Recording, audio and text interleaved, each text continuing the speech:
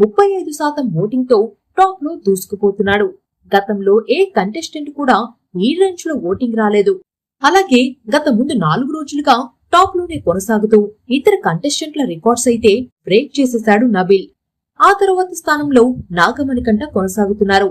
నాగమణికంఠ కూడా ప్రతి టాస్క్ లో తన మార్కు చూపిస్తున్నాడు. ఆ తర్వాత 3-4 స్థానాలలో ప్రేరణ, ఆదిత్య ఓం కొనసాగుతున్నారు. ఇక డేంజర్ జోన్ లో పృథ్వీరాజ్ శెట్టి, సోనియా ఆకుల ఉన్నారు. గత 3 రోజులుగా వీరి ఓటింగ్ చూసుకుంటే కేవలం 10% ఓటింగ్ లో కిందకు పడిపోయారు. ఓటింగ్ పరంగా చూస్తే 5 స్థానాల్లో పృథ్వీరాజ్ శెట్టి, 6వ స్థానంలో అంటే చివరి స్థానంలో బిగ్ బాస్ ముద్దు బిడ్డే అయిన సోనియా ఆకుల ఉంది. ఈ 4 రోజుల ఓటింగ్ చూస్తే ఈసారి సోనియా ఆకుల ఖచ్చితంగా ఇంటికి వెళ్లాల్సిందే.